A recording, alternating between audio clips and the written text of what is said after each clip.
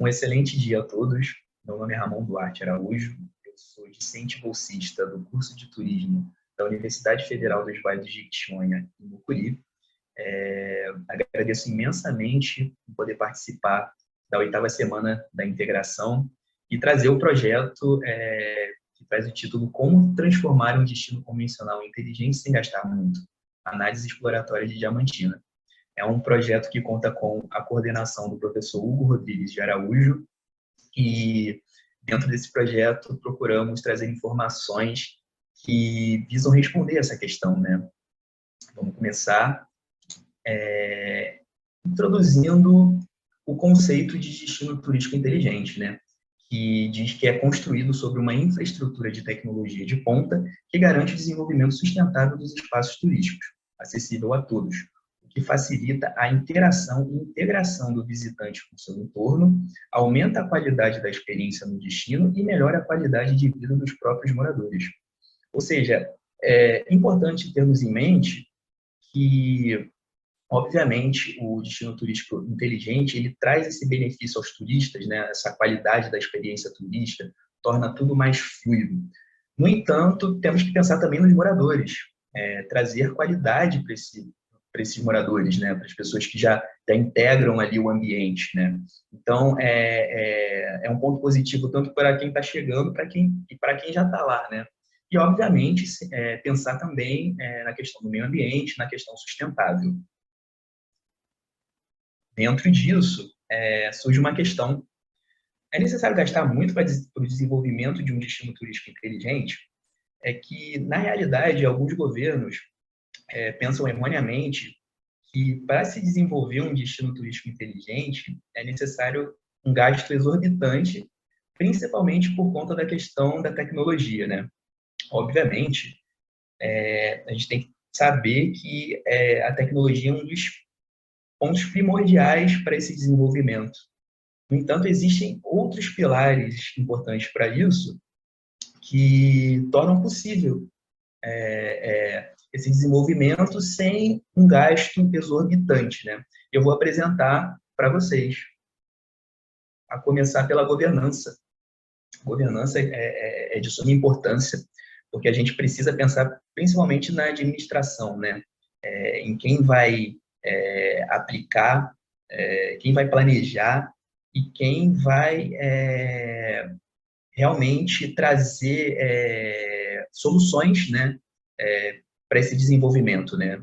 Sem uma liderança, sem realmente ter esse ponto principal, é impossível a gente realmente começar a falar de um desenvolvimento de um turismo convencional em um destino inteligente, né? Bom, temos também a questão da inovação, também de suma importância. A gente precisa ter um ambiente criativo que traga novas oportunidades dessa criação, né? Dessa interação de maneira geral. E também a questão da tecnologia, que já foi falado, né? Hoje, a gente fala muito da questão do Big Data, da computadorização em nuvem e das tecnologias de informação e comunicação, né? E é algo que realmente tá em voga, né, na nossa sociedade atual, principalmente por conta dos dispositivos móveis. Então, esse aqui é um ponto chave para a gente realmente entender como funciona, né, um destino inteligente. Temos também a questão da acessibilidade. A gente fala muito da questão da acessibilidade quando traz a questão da mobilidade, porém, não é somente isso. Obviamente, a mobilidade urbana, em como os turistas e as pessoas vão se mover ali dentro do destino, é importante, porém, tem outras questões da acessibilidade, né? A pensar, por exemplo, a questão da linguagem, né? Pessoas com deficiência auditiva, por exemplo, né, que querem visitar um destino e, digamos que não tenha acesso, né? Enfim, difícil, fica realmente complicado. E pensar também nos turistas que vêm de fora, né? Como é que ela vai visitar, como é que ela vai saber, ter noção daquela cidade se não tem informações na sua língua. Então, é importante pensarmos nisso, né? E, como foi falado também, a sustentabilidade, né? Então, não existe a possibilidade da gente falar do desenvolvimento econômico e social e ambiental de maneira dividida, né? Tem que estar tudo interligado ali, de suma importância. Bom, nosso objeto, procuramos na cidade de Diamantina, em Minas Gerais, que é situada na mesorregião do Jequitinhonha, e é Patrimônio da Humanidade pela Unesco desde 1999. Então, a gente vê aqui que tem uma riqueza cultural e é de grande importância, né? A gente viu que realmente seria uma ótima oportunidade trazer esse conceito de destino turístico inteligente para a cidade de Diamantina. Bom, o método utilizado, começamos com a investigação aprofundada sobre as mudanças ocorridas no setor de turismo, né, com as novas tecnologias, e, a partir disso, procuramos em publicações científicas, livros, artigos e teses, documentos do órgão público, instituições privadas e notícias de cunho jornalísticos e informativo, né? A gente focou tanto na parte científica quanto na parte não científica, né? Nessa questão jornalística e informativa, mas que tem a sua importância para esse debate, né? Para essa informação. Então, procuramos aí também. Os resultados obtidos até agora temos que ainda não há uma definição de destino turístico inteligente amplamente aceita e mundialmente adotada como referência, até porque, se a gente for considerar a questão da tecnologia, a cada dia ela vem com mais força e sempre muda algum conceito, então é muito difícil a gente realmente definir, né, o que é um destino turístico inteligente. Está sempre mudando, está sempre nessa metamorfose, né? E, bom, dentro dos resultados também temos as tecnologias de informação e comunicação, coleta, processamento e troca aberta de dados como importante ferramenta para a consolidação de um destino turístico inteligente, mas, obviamente, sem esquecer da governança. Ou seja, tem toda essa questão da tecnologia que torna o destino mais fluido, né? Traz essa questão do conceito de inteligente, porém a gente tem que levar em consideração que a governança também é o ponto-chave aqui para esse desenvolvimento, né? É o que conseguimos coletar nessa pesquisa. Futuramente, né, os próximos passos, visamos fazer um diagnóstico situacional da cidade de Diamantina, considerando os critérios para ser reconhecida como destino turístico inteligente, né?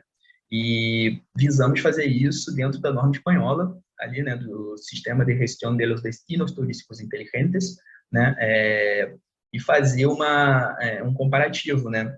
No caso, pegar todos esses conceitos que são necessários para adotar essa transformação e ver como Diamantina se porta diante disso, né? E o que precisamos fazer para adotar esse sistema. Bom, agradeço imensamente, mais uma vez, pela oportunidade. Espero que possamos trazer ótimos frutos com essa pesquisa e deixo aqui um meu muito obrigado, um ótimo dia a todos e até mais. Olá pessoal, tudo bem? Me chamo Albano, sou aluno do 7º período do curso de Turismo da UFVJM e irei trazer para vocês um pouquinho sobre o projeto intitulado Análise Espacial da Oferta Turística do Circuito do Ouro, da qual eu sou bolsista. Juntamente comigo, neste projeto, também estão o professor do curso de Turismo, Guilherme Varajão, e a ex-discente do curso, atualmente turismóloga, Laís Murta. O atual projeto é uma adaptação para uma área geográfica diferente de um projeto anteriormente desenvolvido pelo professor Guilherme e pela ex-discente Laís, em 2018, intitulado Análise Espacial da Oferta Turística do Circuito dos Diamantes, subsídio ao planejamento do turismo. Considerando os resultados positivos alcançados para o Circuito dos Diamantes, publicados por Maia e Varajão, 2019, e divulgados pelo portal da Secretaria de Estado, Cultura e Turismo de Minas Gerais, pretende-se, no atual projeto, realizar similar em outra região, a saber, o Circuito Turístico do Ouro. O presente trabalho apresenta uma análise espacial da oferta turística do Circuito do Ouro, que atualmente é composto por 15 municípios. O que foi feito até o momento? Bom, foi efetuada uma revisão bibliográfica de 16 publicações recentes relacionadas ao planejamento do turismo, análise espacial do turismo e sistema de informação geográfica e turismo. Assim, percebeu-se que a bibliografia nacional encontrada ainda é parca em relação a essa temática. Como foi efetuado o projeto? Ou seja, qual a metodologia aplicada? As análises espaciais foram efetuadas por meio de um sistema de informação geográfica, a SIG, utilizando dados do inventário turístico do Circuito do Ouro. Os dados georreferenciados possibilitaram o cruzamento com outras bases de dados, a exemplo das malhas rodoviárias e limites administrativos. Construiu-se um banco de dados geográficos no qual foram contabilizados 58 agências de viagem e turismo, 567 estabelecimentos de alimentação, 316 atrativos culturais, 185 atrativos naturais, 97 espaços de eventos, 294 meios de hospedagem, 103 locais de lazer e entretenimento, 63 serviços de informações turísticas e 90 meios de transportes. Irei trazer a seguir exemplos de banco de dados geográficos utilizados ao longo do projeto. Podemos ver aqui o banco de dados geográficos dos meios de hospedagem do Circuito do Ouro, onde dividimos da seguinte maneira: subtipo, entre hotel, pousada, resort, todo tipo de meio de hospedagem, latitude e longitude, o número total de unidades habitacionais e o número total de leitos que se encontram nos meios de hospedagem. Foram compilados em um SIG as informações espaciais do IBGE e do Instituto Pristino, referentes ao Circuito do Ouro. Este banco de dados está disponível tanto no site do IBGE, na parte de organização do território, malhas territoriais e malhas municipais, quanto também no site do Instituto Pristino, mais precisamente na aba de municípios de Minas Gerais. Mas então, quais os resultados obtidos até o momento? Até o momento, como resultados, foram elaborados alguns mapas de densidades, onde foram percebidos uma concentração espacial da oferta de serviços nos núcleos urbanos e a descontinuidade geográfica entre os municípios da porção setentrional com aqueles localizados na porção meridional do Circuito do Ouro. Podemos observar aqui um dos mapas feitos até então em seu processo de elaboração, com o objetivo final de se tornar um mapa de densidade. Já neste outro, temos um mapa de densidade da oferta turística do Circuito do Ouro, finalizado, onde trabalhamos com o intuito de trazer a maior riqueza de detalhes possível e a fácil compreensão do mapa.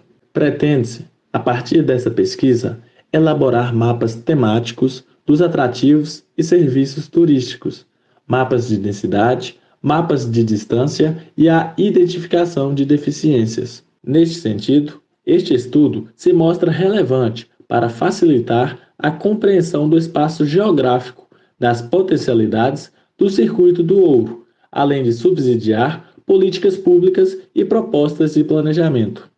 Enfim, pessoal, este nosso projeto teve seu início recentemente, há cerca de 2 meses, e esta foi uma breve apresentação do que foi realizado até o momento. Espero que tenham gostado. Até mais! Boa tarde a todos. Hoje eu vou estar apresentando o projeto Educação Patrimonial com foco no Memorial do Tropeiro do Ferreiro de Diamantina, Minas Gerais. Meu nome é Jéssica de Souza Oliveira, temos como coordenadoras do projeto a Raquel Faria Scalco, Maria Cláudia Orlando Magnani, Camila Teixeira Heleno e como voluntário Vinícius José Pereira. Bem, começando com um breve histórico do projeto, esse projeto de extensão foi desenvolvido a partir do projeto de pesquisa Colaboração para a Criação do Memorial do Tropeiro e do Ferreiro, finalizado no ano de 2020.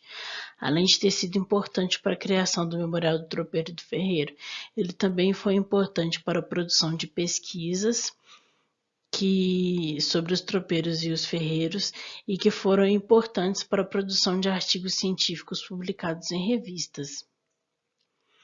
A importância do tropeiro e do ferreiro para Minas Gerais. Bem, o ferreiro e o tropeiro tiveram importância singular no contexto econômico e social de Minas Gerais no século XIX e início do século XX. O fenômeno do transporte por tropas começou a aparecer no Brasil na segunda metade do século XVII e possivelmente teve a participação nas bandeiras que adentraram o interior brasileiro. Em Minas Gerais, essa atividade se intensificou no século XVIII e se manteve até por volta de 1950, sendo um agente central de desenvolvimento da economia mineira por largo tempo.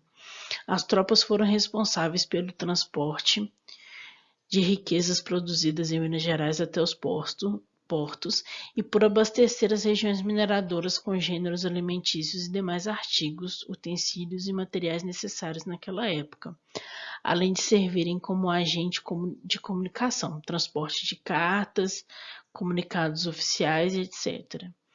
Ao longo do percurso por onde as tropas passavam, foram sendo criados os ranchos de tropas, locais utilizados pelos tropeiros para descansar e para vender suas mercadorias. Dentre os ranchos de tropas mais importantes de Minas Gerais está o Mercado Municipal de Diamantina, mais conhecido como Mercado Velho. Dentre os produtos trazidos para Diamantina pelos tropeiros estavam os artigos, os artefatos, equipamentos e ferramentas em ferro, que estavam inseridos dentre os produtos de importância da época. O ferro passou a ser produzido em Minas Gerais por volta do século XVIII, ainda que de forma isolada e informal, tendo se difundido no início do século XIX.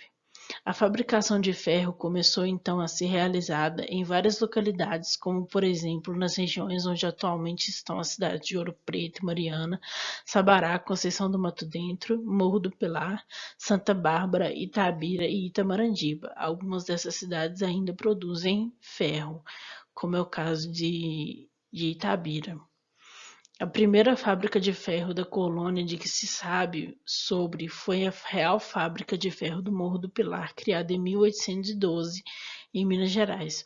Os tropeiros foram responsáveis por levar e trazer mercadorias até as cidades e muitos dos utensílios transportados e utilizados pelos tropeiros eram produzidos pelos ferreiros, como por exemplo temos as ferraduras, as colheres de ferro, as trempes, dentre outros utensílios. Porém, essas profissões entraram em declínio com o crescimento do setor automobilístico, da malha rodoviária e ferroviária e da indústria metalúrgica, principalmente na segunda metade do século XX.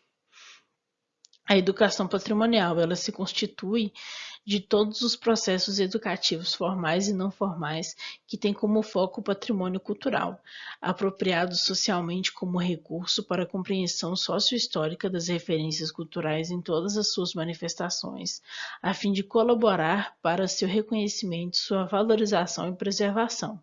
Os processos educativos devem primar pela construção coletiva do conhecimento, por meio do diálogo permanente entre os agentes sociais e culturais e pela participação efetiva das comunidades detentoras e produtoras de referências culturais, onde convivem diversas noções de patrimônio cultural.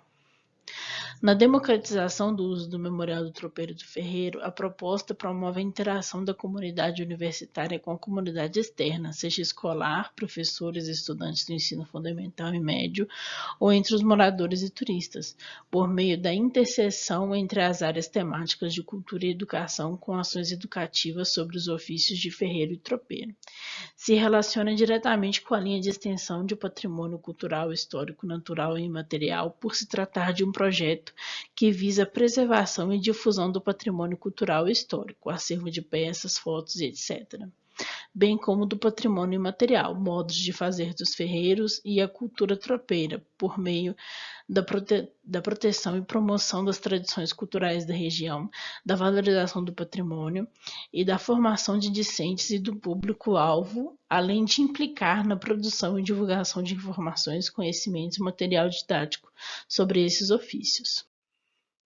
O objetivo geral do projeto é colaborar com a sensibilização da comunidade de Diamantina sobre a importância dos ofícios de ferreiro e tropeiro, reconhecendo o legado deixado por eles como importante patrimônio material da região de Diamantina e de Minas Gerais.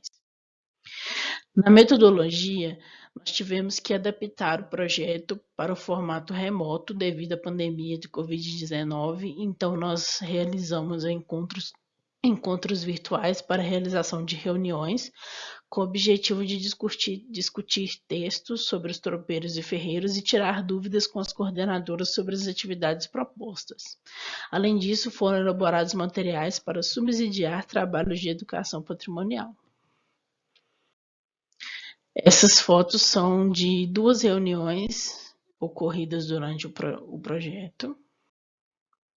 E esses são 2 produtos feitos durante o projeto. A primeira foto é da cartilha do Memorial do Tropeiro do Ferreiro de Diamantina e a segunda é um caça-palavras, uma atividade pedagógica feita pelos discentes.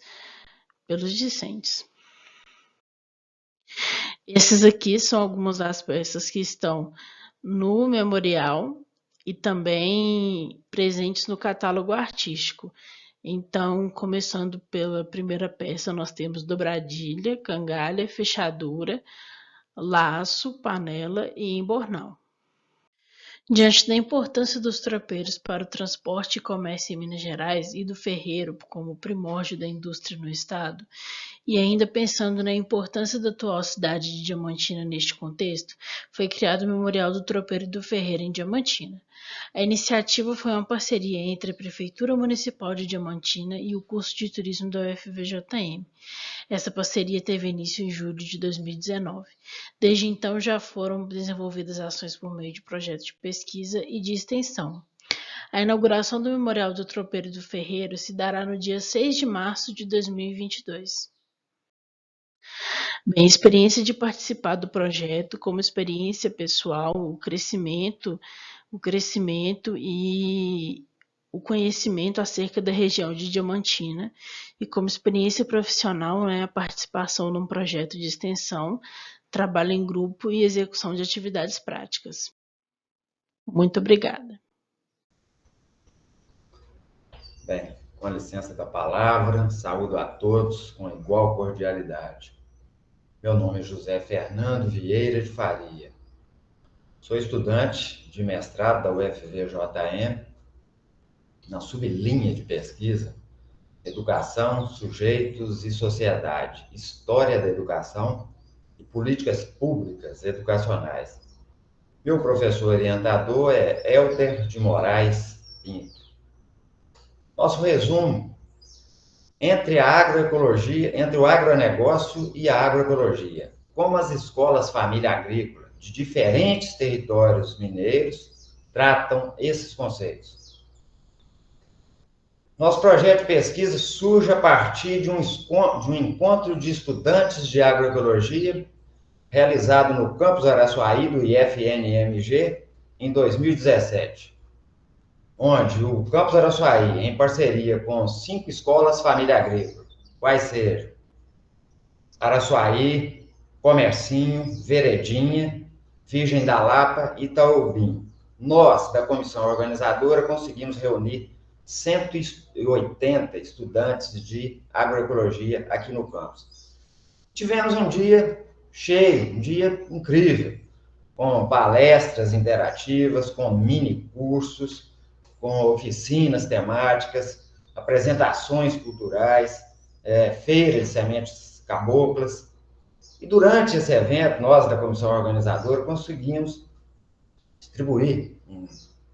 aplicar um questionário de 10 perguntas, que objetivavam elencar temas importantes dentro do universo dessa juventude para que a gente pudesse, então, propor novas temáticas para um segundo encontro.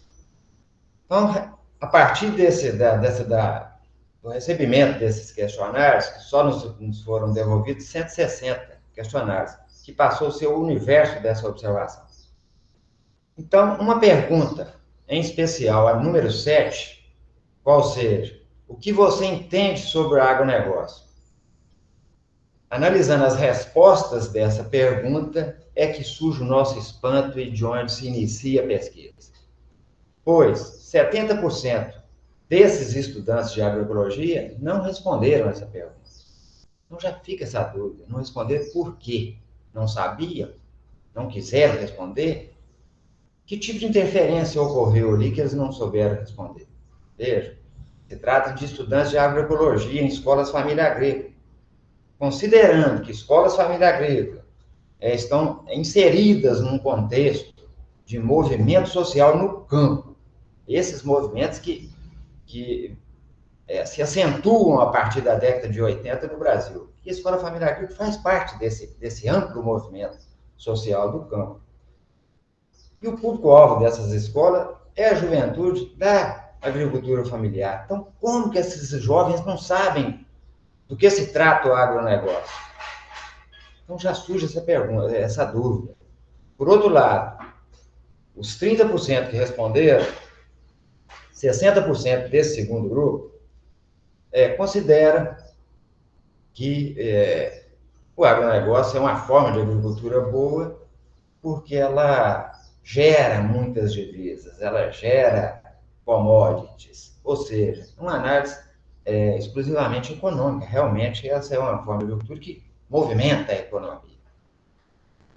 Por outro lado, 40% desse segundo grupo mostra um desconhecimento sobre o termo, quando nos responde que se trata de uma forma de agricultura mais ecológica e mais sustentável, ou seja, um sentido avesso ao conceito do termo, por se tratar de uma agricultura altamente predatória, antissocial, e que provoca distúrbios no campo desde a sua chegada, da sua implantação a partir da década de 70.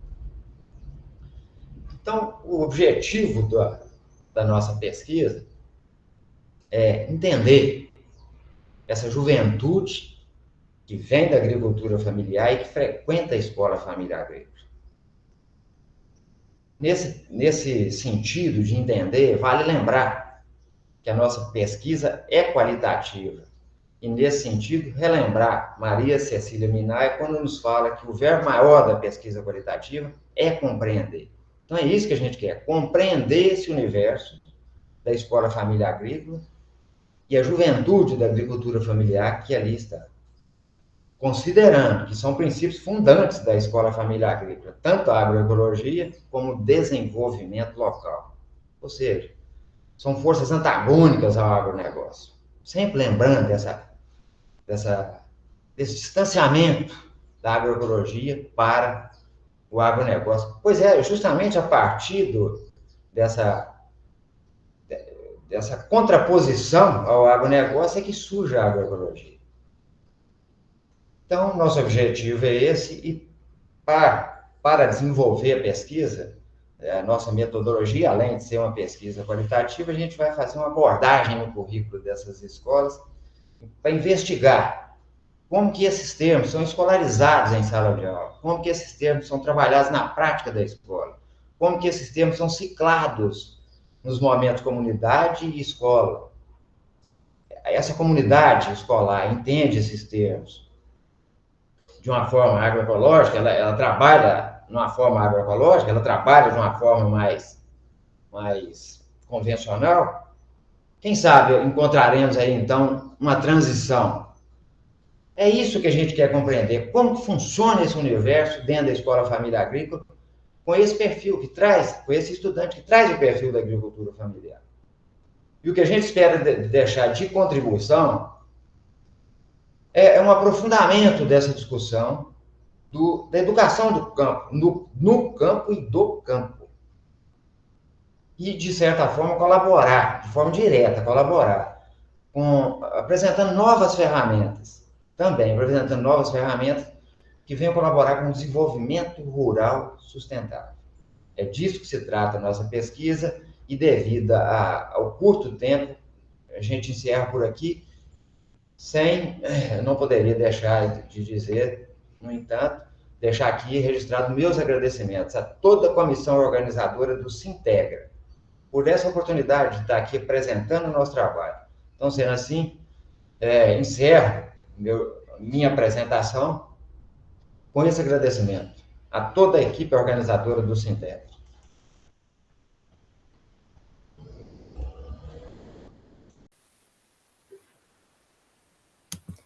Olá, meu nome é Fernanda. Eu vou apresentar para vocês o estudo A Dependência Financeira das Transferências nos Municípios do Vale do Jequitinhonha e do Vale do Mucuri. Teve como integrantes desse estudo a Graziele Scopira, a Adriana Sá, a Fernanda Silva, que sou eu, o Edmilson Silva, a Ana Maria Rodrigues e o João Mendes.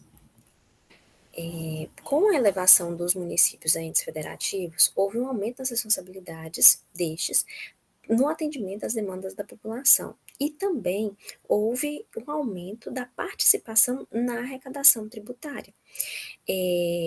No entanto, esses municípios, principalmente os municípios de pequeno porte, tendo esse aumento das responsabilidades, o aumento da necessidade de compreender melhor, né, as disponibilidades de recursos financeiros e também o perfil das despesas do município, para que eles consigam melhor gerenciar e alocar os recursos que eles têm disponíveis.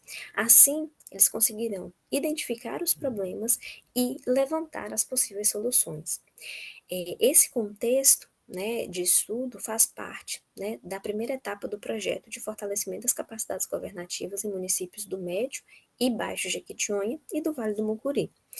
Nesse trecho do estudo, o objetivo foi analisar a realidade orçamentária de 3 municípios de pequeno porte, do Médio e Baixo Jequitinhonha e do Vale do Mucuri, tendo como referência os anos de 2017 a 2019.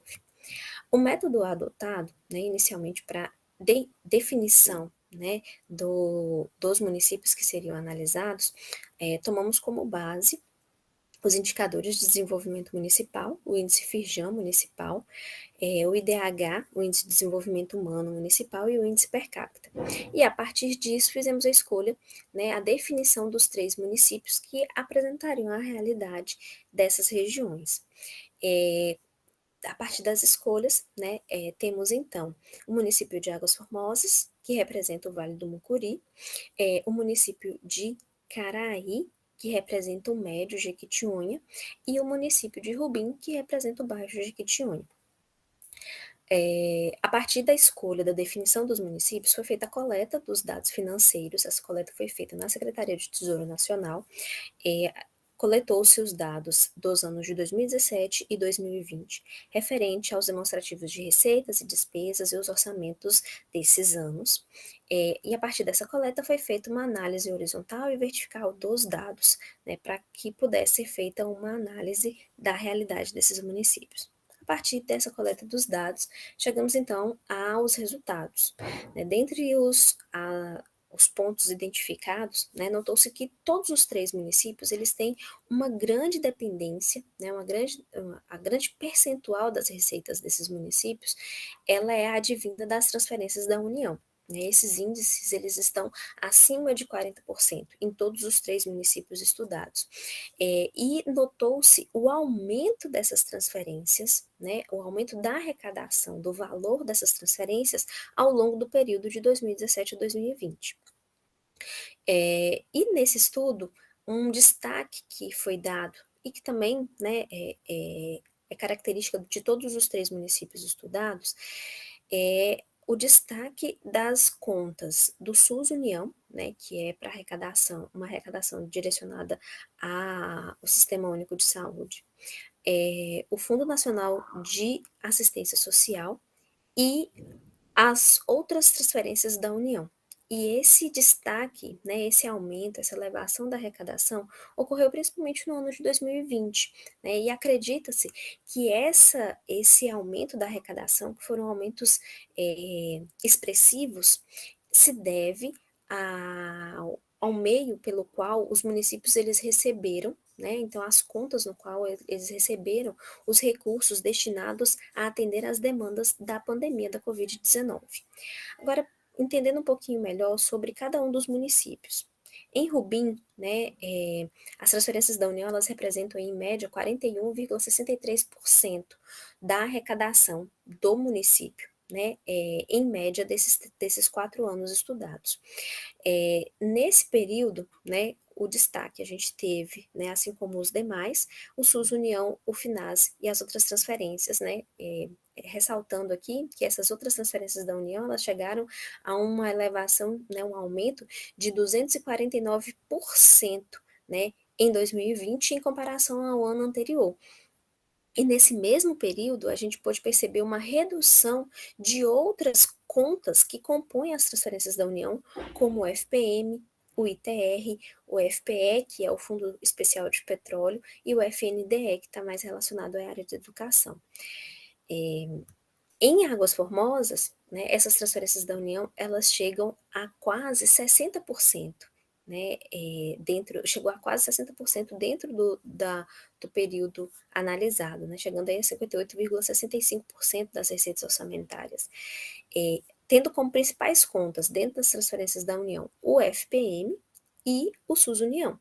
Mesmo, né, o FPM sendo uma das principais contas no município de Águas Formosas, notou-se uma queda no seu valor no ano de 2020 e um aumento nas mesmas 3 contas que a gente já tinha destacado, que foi o SUS União, o FINAS e as outras transferências da União.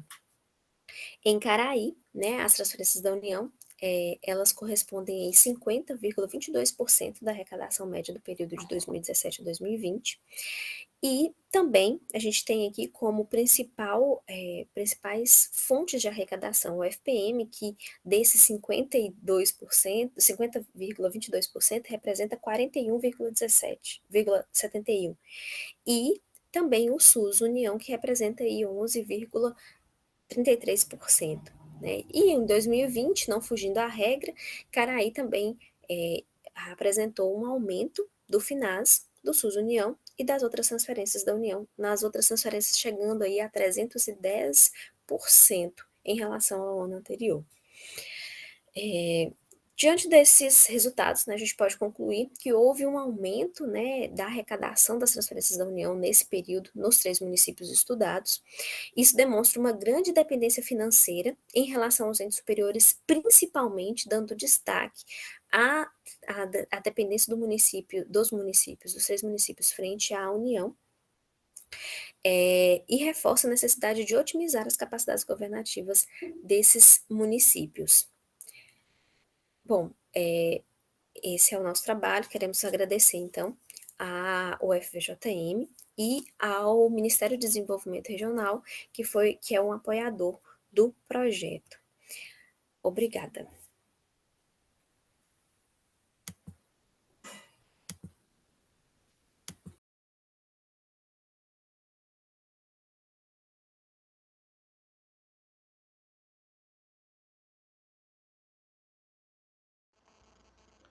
Oi, gente, eu sou o Diego, eu sou bolsista do projeto de extensão Parcerias em Áreas Protegidas pela efetiva conciliação entre o uso público e as comunidades locais. O nosso projeto ele foi aprovado em 2º lugar pelo edital da PROEX, 5 de 2021, cursos online, e foi inspirado na atuação do Observatório de Parcerias em Áreas Protegidas, o OPAP. O OPAP ele é um projeto maior que reúne pesquisadores e docentes de universidades brasileiras que tem a intenção de promover o conhecimento sobre o tema a partir do ensino, da pesquisa e da extensão. O nosso projeto ele foi apelidado como PUPAP, que são as siglas correspondentes a parcerias pelo uso público em áreas protegidas, e ele conta com 6 coordenadores, que é eu, bolsista, que sou o Diego, a professora Virgínia, a professora Raquel e 3 dos colaboradores que são de outras instituições, que é a Carolina, né, a Carol, que é doutoranda pela Universidade de São Paulo, a Yasmin, que é doutoranda pela Universidade Federal do Rio de Janeiro, e o Douglas, que é graduando pela Universidade Federal Rural do Rio de Janeiro. A gente tem como iniciativa promover o diálogo com servidores e terceirizados interessados e vinculados às unidades de conservação do Estado de Minas Gerais acerca dos aspectos das parcerias que podem ser estabelecidas entre instituições públicas, privadas, com ou sem fins lucrativos. As parcerias, elas têm diversas finalidades, como, por exemplo, o apoio à conservação, a prestação de serviço do uso público, a realização de atividades como educação ambiental, a pesquisa, entre outros. Na atualidade, as concessões de serviços e áreas para viabilizar o apoio à visitação têm sido implementadas com prioridade em unidades de conservações, e, sobretudo, em parques, tanto nacionais quanto parques estaduais. No entanto, além das concessões, a permissão, a autorização e as organizações da sociedade civil são possibilidades de formalizar parcerias socioeconômicas alternativas. E a gente entende, inclusive, que essas últimas três, que são as permissões, as autorizações e as organizações da sociedade civil, são as mais apropriadas para a realidade que a gente vive, que é a Diamantina e do entorno de Diamantina.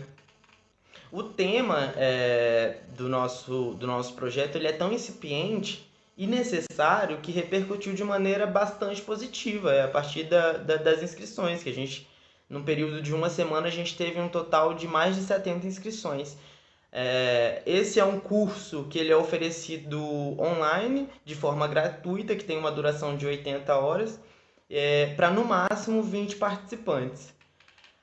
No curso, a gente adotou a metodologia com pressuposto em um grupo de estudo, por meio da metodologia ativa, que é a metodologia, que é um método educativo, na verdade, voltado para o ensino e aprendizagem, centrado no estudante como sujeito do processo, e foi adotado a técnica de aprendizagem baseadas em problemas, o ABL.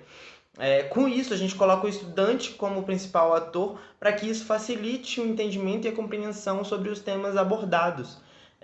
E a gente acaba até percebendo que isso tem dado um melhor resultado nas conclusões, nos objetivos que a gente procura. Foram indicadas leituras dirigidas e vídeos institucionais para posterir o debate, né, para favorecer a interação de diálogo que a gente tem nos encontros síncronos, sendo que 1/3 da carga horária ela foi definida de modo articulado junto com os participantes do curso, a partir das especificidades e das suas atuações profissionais e áreas protegidas que estão vinculados. A gente conta com participantes de diversas áreas, como, por exemplo, do turismo, da biologia, da ecologia, da geografia, da sociologia, da administração e algumas outras, e o que favorece a gente ter um debate mais interdisciplinar, fazendo com que a gente tenha vários pontos de vista e que o resultado ele seja mais abrangente também, que a gente não foque apenas num ponto de vista, assim, a gente traz várias outras questões a partir disso.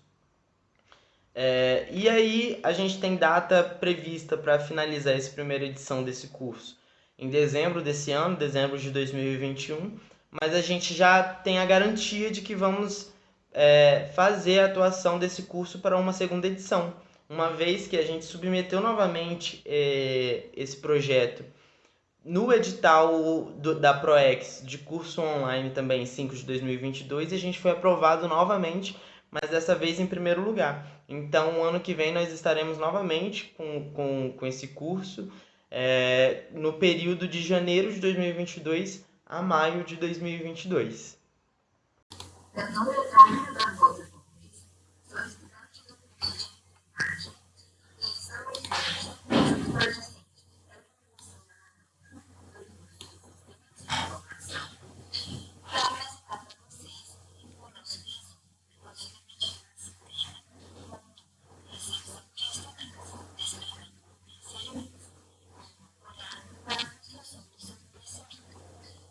Nós fazemos parte do Programa de Educação Tutorial, PET,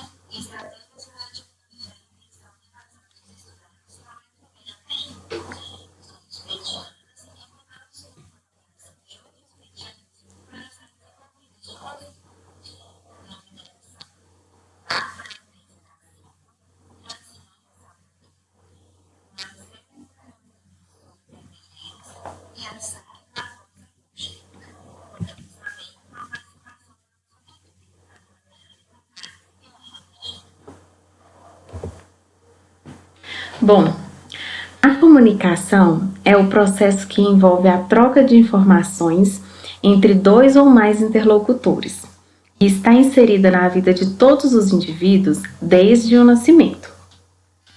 Todavia, a pandemia da Covid-19, que teve início no ano de 2020, modificou a comunicação direta, que a partir de então, teve que ser feita utilizando principalmente os recursos tecnológicos. E para garantir uma educação segura e de qualidade, as escolas e universidades tiveram que adequar as aulas presenciais ao modelo remoto.